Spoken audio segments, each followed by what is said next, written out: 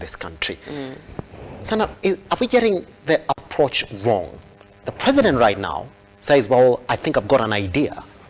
I'm going to rally personally in both houses to make sure that I'm at the right side with the elected members of parliament in these houses so I can actually get to support this motion. But then we've seen it get worse. Former CJ actually did advise the president to close both houses when they failed to actually get this affirmative action. Yeah, constitutionally it says not more than 2/3. Yes. So constitutionally you can argue that the houses are running illegally. That's it. Yeah. That's it. But you see, the problem we have is not a constitutional problem. It's a political problem. Because also you can't force the electorate to vote for just one gender.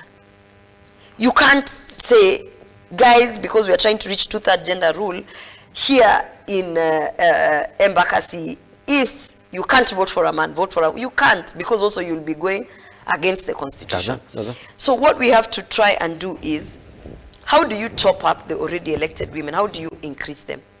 One thing I must speak openly and say I admired, because unajua, there's a saying that says, give the devil his or her dues. ODM as a political party, during the party primaries, they did not subject the sitting members of parliament who are women, they did not subject them to party primaries. Yes. ODM said, all the women who are sitting members of parliament, whichever seat you want to run for, we are going to give you the ticket. Is that the wrong way? No, because what they were trying to say is that you've already been elected once, Does it? and you're already sitting. Why should we subject you to party primaries to jeopardize your chances of remaining as a woman who's elected? Yes. So we are going to have an affirmative action and give you the ticket. You understand? Meanwhile, in all other parties, women who are already sitting members of parliament were subjected to party primaries. Yes. So, and some of them lost in the party primaries, and they were replaced by men. So here you have a situation where, as a political party, you already have sitting members of parliament.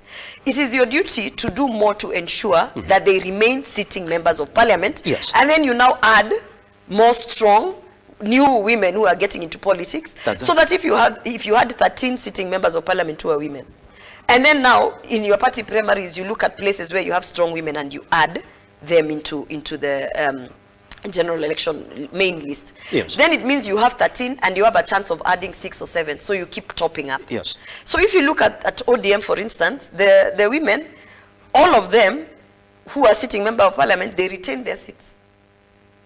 Now on the other parties, if you go and look, some lost in the party primaries and ultimately lost in the general election. Somebody said this, that you cannot really force the two houses to help you with the 2/3 gender rule. What you do, change the Political Parties Act and tell them that in every elective position that you have as a political party, before you get registered or given that certificate then to run in a general election, we need women in But how position. do you decide? You see, even that one, Yes, as you look at it from a party perspective, how do you decide which places we will force women? That's it. This is a political problem. You give that to you're the trying to solve constitutionally. It will never work. Yes. You cannot solve a political problem legally. You have to solve it politically. That's it. So the only way is to groom and mentor political women in politics.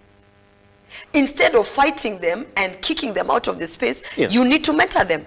You need to look and say, now these women that we have nominated, who is looking like they can be a politician in 2027, and mentor them, put resources on them, brand them, make the electorate believe in them. Because you see, for me, for instance, I'm nominated. By the time I get to 2027, there has to be a support base somewhere that has votes, that believes in me, because of the work that I'm doing, legislative, on the ground, programs, my vocalness. Yes. So there are people who you can see, this person has potential.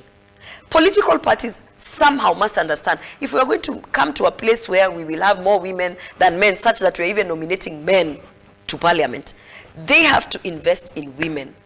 And it's not only political parties. I'm talking about any organization that claims, and this is now where I look at the civil society, because sometimes the civil society, they claim, we are supporting women in politics, we are supporting, and all they're doing is taking women to restaurants and hotels to give them tea and talk to them. That is not going to get women elected. You sit women in a group all the time, they are calling me, Gloria, there's a forum for women, we are going to discuss. What are you discussing? Women in politics, let's be intentional, need 3 things. They need to have a strong brand, a really strong brand, such that when you say that name, you know, Millie Odhiambo, you're like, yes, I know that person. When you say that name, they have to have a strong brand. If you truly want to invest in women, go invest in their brand. Stop sitting them in hotels and giving them tea, yes, and talking to them about affirmative action. That's not going to help them in 2027. 2027, women need security to run around in the grassroots. Start talking to them about how is your security looking like in the future. Ground yako iko aje? You know, those are practical things. Women need money. This is something that I keep saying. Most women in most households, when there is a child who is sick, yeah, assuming today, me and you are my husband, I am your wife, our son is sick, you're in studio. I'm the first one to get into my pocket when I'm rushing to say, oh, before Baba Nani afike, I have to get the taxi, I have to do what you'll find most of my money as a woman who is in a household will be spent around domestic chores, domestic issues, solving domestic problems, whereas a man can easily save up from now till the next general election, he can have money.